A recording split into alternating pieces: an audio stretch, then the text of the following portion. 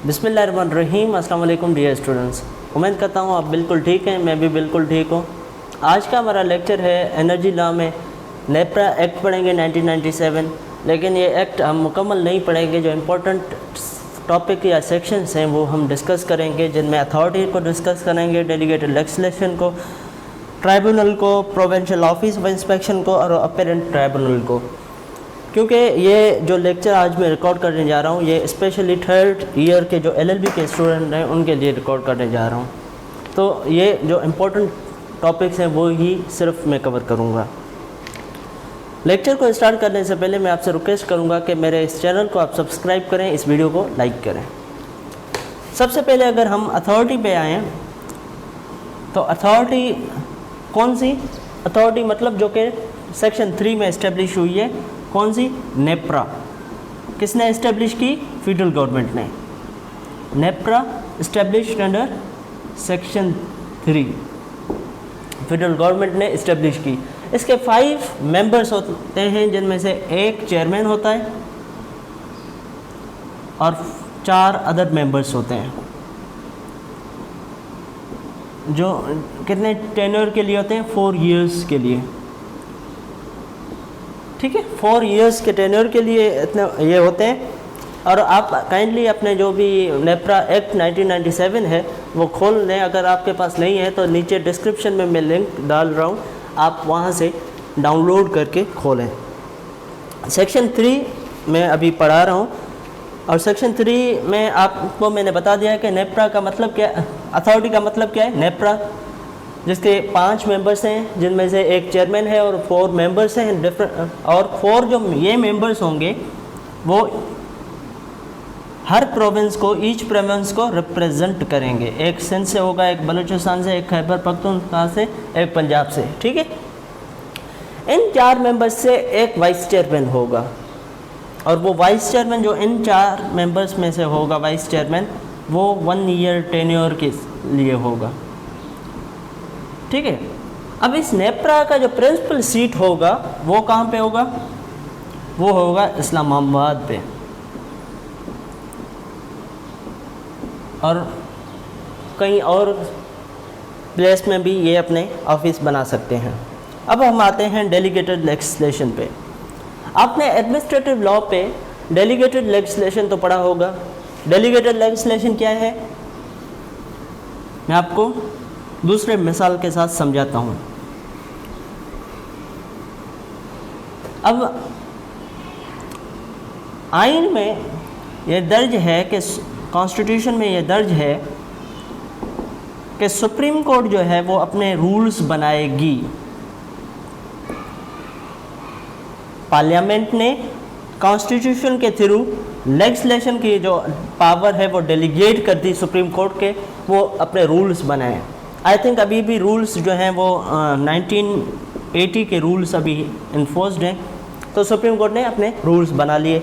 अब ये एक एडमिनिस्ट्रेटिव लॉ का प्रिंसिपल है डेलीगेटेड लेजिस्लेशन का, कि ये जो डेलीगेटेड लेजिस्लेशन होगी वो कभी भी पेरेंट एक्ट के साथ अल्ट्रा वायर्स नहीं हो सकती।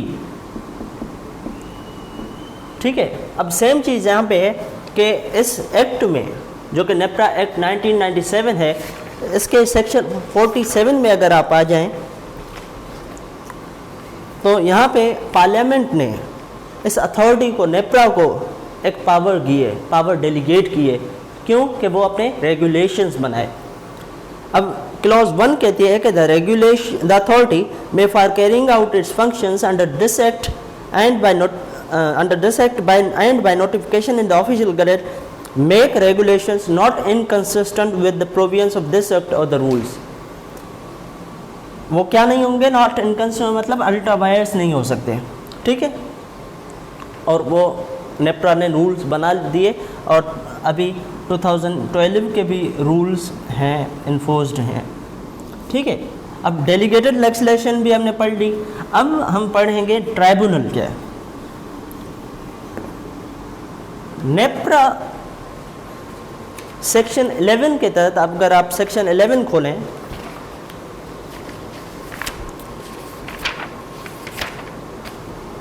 तो नेप्रा जो है ट्राइब्यूनल बना सकती है।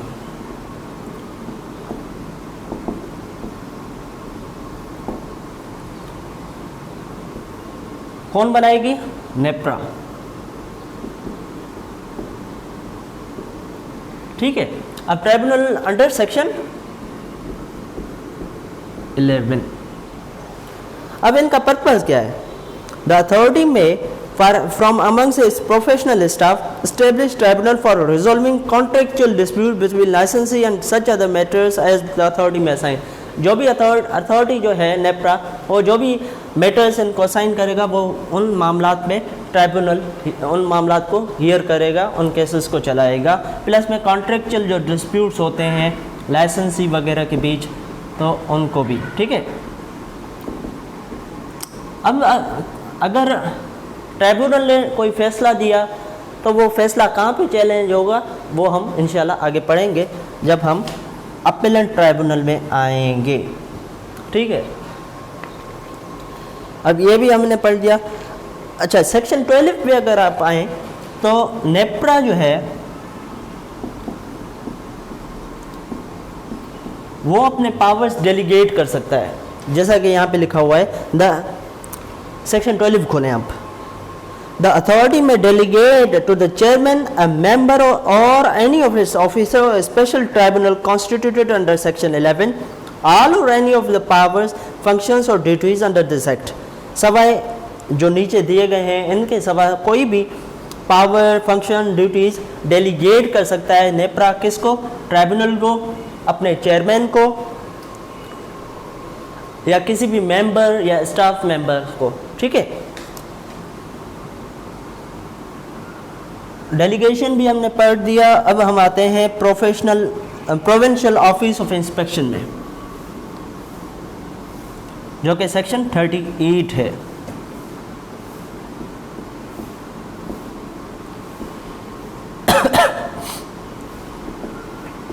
Provincial office of inspection. Provincial office of inspection कौन बनाएगा? Provincial government.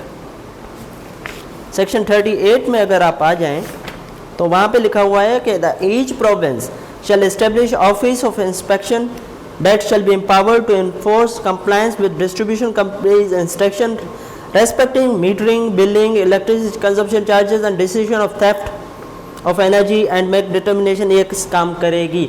लेकिन मैं जो आपको बताना चाहता हूँ कि जब भी यहाँ पे provincial office of inspection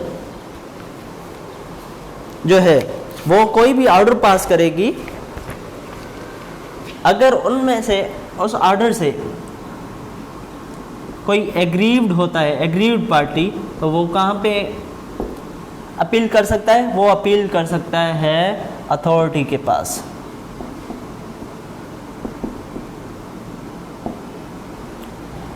provincial office of inspection का कोई भी ऑर्डर जिसमें से किसी ने भी अगर एग्रीव्ड पार्टी है कोई, तो वो वहाँ पे अथॉरिटी के पास, नेप्रा के पास अपील फाइल कर सकता है।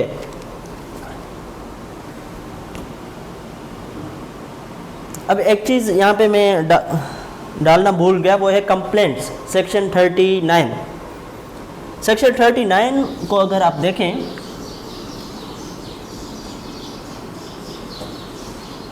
कंप्लेंट्स,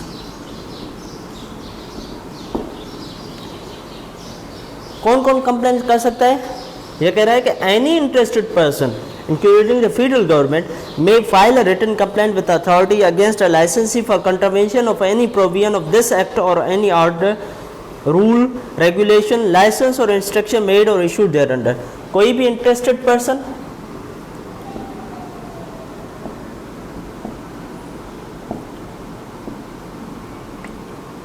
इवन प्रोविंशियल जो गवर्नमेंट है वो भी कंप्लेन फाइल कर सकती है। किसके पास? अथॉरिटी के पास। अथॉरिटी कौन? नेप्रा। अगेंस्ट क्यों कंप्लेन जो है वो क्यों फाइल करेंगे? Against a licensee for contravention of any provisions of this act. वो इस एक्ट की वायोलेशन कर रहा है, तो इसलिए वो कंप्लेन फाइल करेंगे। कोई भी इंटरेस्टेड पार्टी या प्रोविंशियल गवर्नमेंट कंप्लेन फाइल करेगी नेप्रा के पास।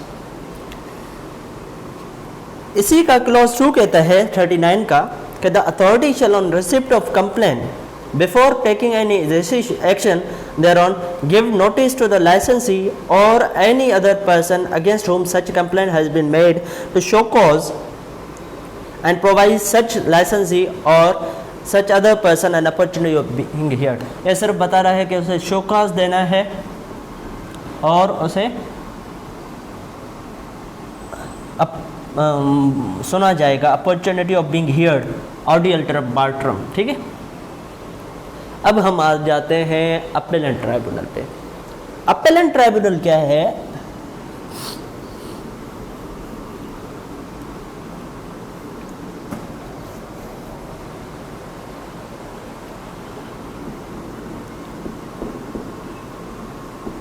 ये अपेलेंट ट्राइब्यूनल फेडरल गवर्नमेंट बनाएगी और ये अमेंडमेंट आई थी आई थिंक 2018 में, मई के 2018 के मई में। अब एक मेजर अमेंडमेंट आई थी 1997 के एक्ट में, जिसके ज़रिए अपेलेंट ट्राइब्यूनल बनाया गया। अपेलेंट ट्राइब्यूनल के 3 मेंबर्स होते हैं। ये 12A पे मौजूद है, आप 12A खोल दें।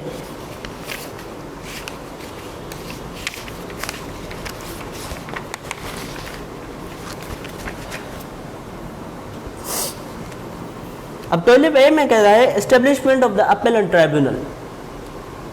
अगर मैं आपको ये पढ़ के सुनाऊं कि the federal government shall by notification in the official gazette establish an appellate tribunal for the purpose of exercising jurisdiction under this act. ये अपेलेंट ट्राइब्यूनल में 3 मेंबर्स होंगे। एक होगा हाई कोर्ट का फॉर्मर जज,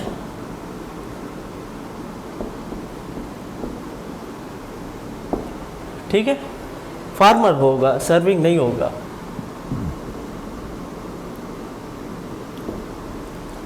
एक होगा मेंबर फिनांस,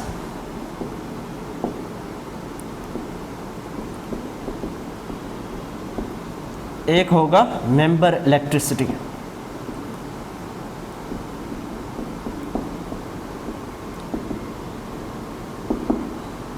ठीक है, ये 3 मेंबर्स होंगे इस अपेलेंट ट्राइब्यूनल में।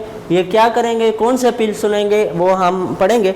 लेकिन मैं आपको बता दूं कि ये जो चेयरमैन होगा, हाई कोर्ट का जज जो कि चेयरमैन होगा अपेलेंट ट्राइब्यूनल का, ये 4 इयर्स के लिए अपॉइंट होगा, 4 ईयर इनका टेन्योर होगा।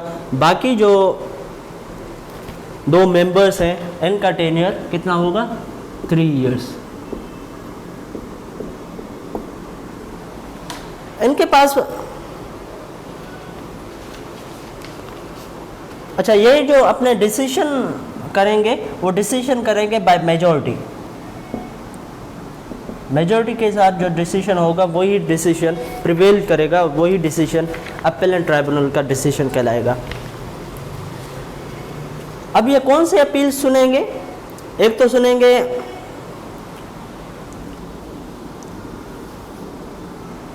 अच्छा, मैं ऊपर यहाँ पे लिख देता हूँ।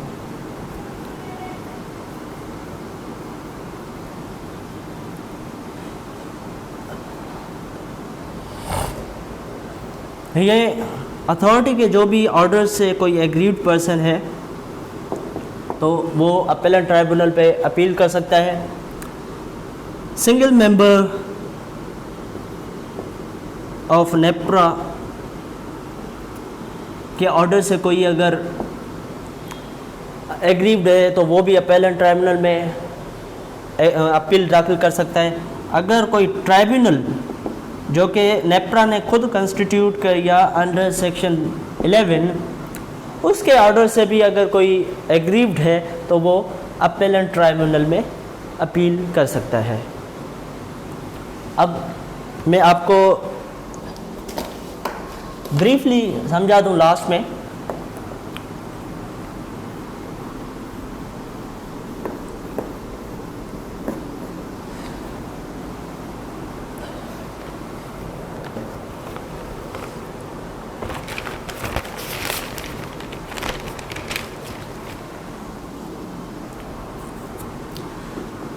ये है अथॉरिटी, ठीक है। अथॉरिटी कौन सा है? नेप्रा, जिसके कितने मेंबर्स होंगे? 5 मेंबर्स होंगे, एक चेयरमैन होगा, बाकी 4 मेंबर्स होंगे। ठीक है, अब ये क्या करेगा? ट्राइब्यूनल बनाएगा फॉर कॉन्ट्रेक्चुअल डिस्प्यूट्स और any other matter assigned by the authority. ठीक है, दूसरा वो कंप्लेंट सुनेगा, और तीसरा इनके पास पावर है कि ये रूल्स बना सकते हैं, डेलीगेटेड पावर है इनके पास। चौथा कि जो भी प्रोविंशियल गवर्नमेंट ने प्रोविंशियल ऑफिस ऑफ इंस्पेक्शन बनाए,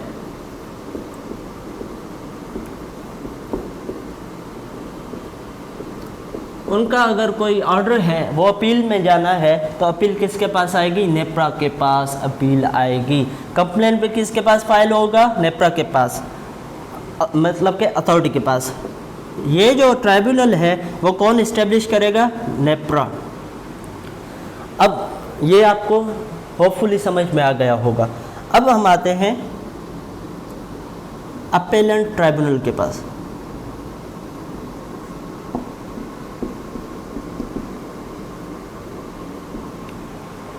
अपेलेंट ट्राइब्यूनल के पास कौन से अपील आएंगे?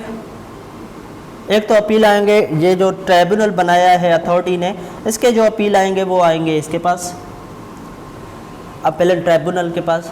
दूसरे, जो अथॉरिटी ने कोई ऑर्डर पास किया है कंप्लेंट में या किसी भी मामले में, तो वो जो अथॉरिटी का ऑर्डर है वो भी यहाँ पे अपेलेंट ट्राइब्यूनल में चैलेंज होगा। या कोई सिंगल मेंबर जो सिंगल मेंबर ऑर्डर है वो भी यहाँ पे अपेलेंट ट्राइब्यूनल में अपील होगी उसकी। अपेलेंट ट्राइब्यूनल ने कोई ऑर्डर पास किया तो उसकी अपील कहाँ पे होगी? उसकी अपील हाई कोर्ट में होगी। ये एक्सप्रेसली यहाँ पे लिखा हुआ है। अगर मैं आपको समझा दूँ, बेयर रीडिंग कर दो, 12G के क्लॉज 6 पे लिखा हुआ है, the decision of the appellate tribunal shall be appealable before the high court having territorial jurisdiction.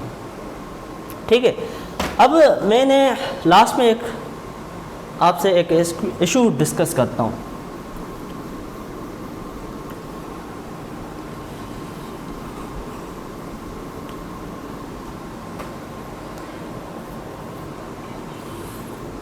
ये जो अपेलेंट ट्राइब्यूनल है,